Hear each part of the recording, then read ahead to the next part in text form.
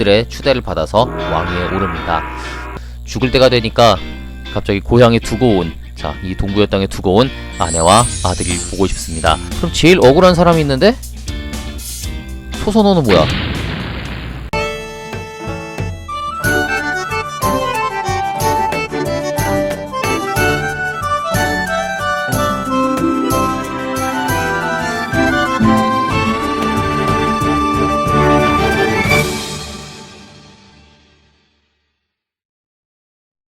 여러분 안녕하세요. 왕조중심 꿀국사, 저는 여러분의 꿀이에요.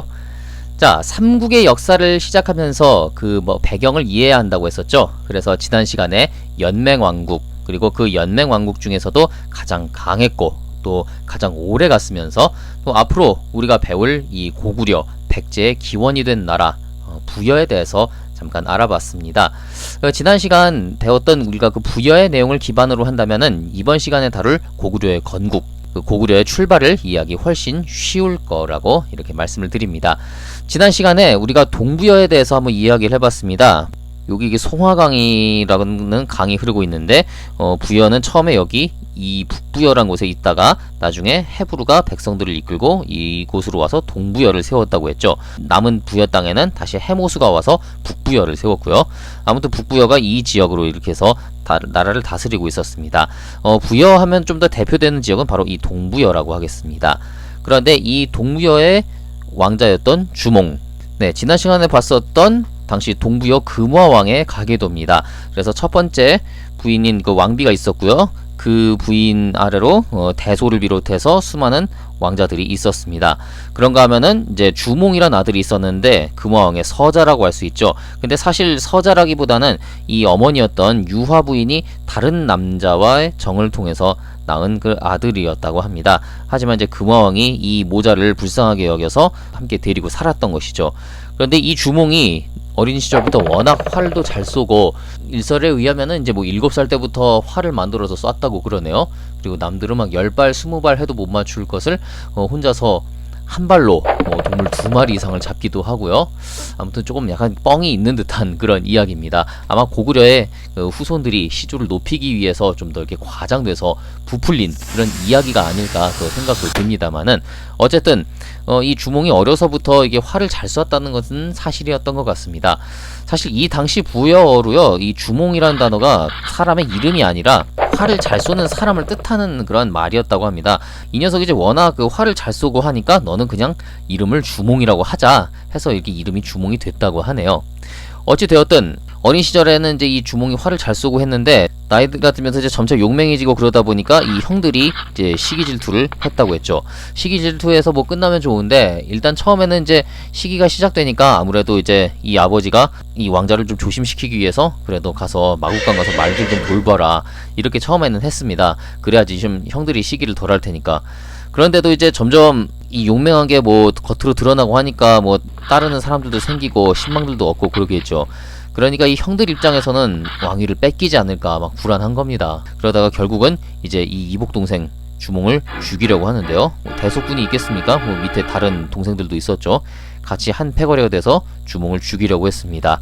그래서 결국은 동부여에서 살지 못하고 자신의 이제 부하, 친구라고도 할 수 있는데요. 오이, 마리, 협부, 이런 부하, 친구들을 데리고선 결국 동부여를 빠져나옵니다. 아마 당시에 굉장히 급박했던 모양입니다. 그래서 이게 나오는데 그냥 아버지한테 인사도 제대로 못 드리고 급하게 이제 그 나라를 빠져나온 모양인데요. 당시 주몽에게는 이제 어머니와 또 결혼한 아내가 있었습니다. 당시 임신을 했었다고 하는데요. 이제 어머니는 아까 보신 그 유화 부인이 되겠죠. 그리고 이제 아내 예씨가 있었습니다. 아내가 임신한 상태였는데 도저히 이제 급박한 상황이라 같이 데리고 나오지도 못합니다.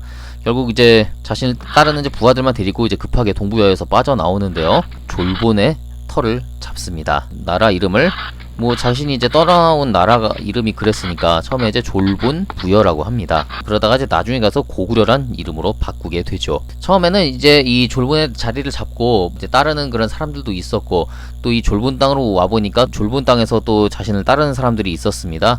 이제 부여에 있을 때부터 소문을 들었습니다 하고 오면서 아까는 이제 오이, 마리, 협부라는 친구가 있었죠. 제사, 무골, 네, 무골입니다. 묵거라는 세 사람이 또 와서 이렇게 돕겠다고 나섰다고 합니다. 아무튼 이렇게 자신을 원래 부여에서부터 따르던 사람들, 또 졸분에서 만나게 된 사람들 해서 이들의 추대를 받아서 왕위에 오릅니다. 뭐 처음에 또 이 당시가 이제 뭐 2000년도 더 전이니까 뭐 궁궐 같은 그런 게 제대로 있었겠습니까? 뭐 조그만 이제 집을 하나 져놓고 거기서 이제 나랏일을 보았다고 합니다. 하지만 이제 여기에 그 졸분의 자리를 잡았다고 해서 처음부터 뭐 사람들이 백성들이 다 따라주겠습니까? 물론 이제 소문을 듣고 훌륭한 왕자님이 오셨다 하면서 이렇게 뭐 제사 묵골묵거처럼 다른 사람도 있지만 아직까지 이제 백성들의 그런 마음을 얻고 또 털을 잡자면은 많은 이 지역 유력가들의 그런 힘이 필요했습니다. 자, 이 유력가들의 힘을 빌리기 위해서 주몽이 선택한 것이 무엇이었느냐? 바로 결혼이었습니다. 자, 여기서 주몽의 가계를 한번 보도록 할게요. 네, 우리가 주몽하면은 이제 고구려를 세운 동명성왕으로 또 잘 알려져 있었죠. 아까 전에 말씀을 드렸습니다. 먼저 부인 예시가 있었고요. 그 아들 유리가 있습니다. 자, 이 얘기는 좀 더 나중에 할게요. 그리고 이제 이곳에 내려왔는데 이제 당장 뭐 부인도 이제 두고 왔고, 그리고 이제 이곳에서 백성들의 힘을 얻으려면은 아무래도 지역 유력가들과의 그런 연계가 중요했습니다. 당시 유력가 중에 한 명인 바로 연타발이라는 사람이 있었는데요. 이 연타발을 찾아가서 같이 힘을 빌려달라고 합니다. 그리고 이 연타발의 딸이 있었는데 이 딸과 결혼을 하게 되죠. 그 딸의 이름이 바로 소선호입니다. 사실 이 당시에 소선호는 주몽보다 무려 8살이나 연상이었습니다. 여기까진 괜찮은데 과부였어요. 그리고 아들이 둘 딸린 과부였습니다. 뭐 요즘 세상에야 크게 문제가 되지 않겠지만 이 당시에 과부가 다시 재가를 하는 거 어디 쉬웠겠습니까? 그거보다도 한참 또 자기보다 어린 그런 남자에게 다시 시집을 간다는 거. 예, 사실 주몽 입장에서는 그렇게 달갑지 않은 선택일 수도 있었겠습니다만은 이 유력가 연타발의 힘을 빌리기 위해서는 이 결혼이 필수적이어야만 했습니다. 그래서 결국 소선호와 결혼을 하고 딸려 있었던 아들 둘까지 아들로 받아들이게 되죠. 어찌되었든 주몽은 이 연타발 또 그 이외 여러 그 지역 유력가들의 힘을 바탕으로 나라를 이끌어가기 시작합니다. 자, 백성들에게 이야기를 듣습니다. 자, 백성들이여 무엇이 필요한가? 왕이라면 이제 그런 이야기를 듣는 게 중요하겠죠. 자, 이제 백성들은 이제 자기가 필요한 것들을 이야기합니다. 자, 참고로 말씀드리자면 이제 처음에 주몽이 나라를 세웠을 때는 이제 땅덩이가 이 정도밖에 안 됐을 거고요. 백성들한테 물어봅니다. 뭐가 필요한가? 그러면은 뭐 백성들 입장에서는 비옥한 땅도 필요할 거고요. 또 뭐가 필요하냐? 뭐 철도 필요할 겁니다. 각종 지하 자원도 필요할 것이고 또 바다도 필요할 겁니다. 뭐 소금이라든지 수산물이라든지 이제 이런 것들이 필요했기 때문에 뭐 이런 여러 가지들을 이제 이야기를 쭉쭉 했을 거예요. 결국 이거를 이제 얻자면은 무엇이 필요하냐? 네, 그렇습니다. 강한 군대가 필요합니다. 뭐 원래 없으면은 이제 다른 남의 거 뺏어야죠. 자, 그렇게 해서 이 주몽은 군대를 키워서 곧바로 정복 전쟁에 나섭니다. 그래서 뭐 그 당시 옆에 있었던 뭐 다물도가 아니죠. 처음에 이제 비류국이라는 나라를 정벌 해서 다물도라고 부르기도 했고요. 더 뻗어 나갑니다. 그래서 이거 뭐 부곡저 지역이라든지 또는 뭐 해인국 이런 나라들을 정벌하게 됩니다. 그러니까 지금 제가 말씀드린 뭐 비류국이라든지 해인국, 뭐 부곡저 이런 나라들은 제가 지난 시간에 연맹왕국 설명을 할 때 말씀드렸던 그런 소국들이라고 하겠습니다. 그런 소국들을 차례차례 정복시켜 나갑니다. 고구려 밑으로 하는 거죠. 그렇게 해서 동명성왕 당시에 지금 여기 보시는 것처럼 이 회색 땅 이 정도로 땅을 넓히게 됩니다.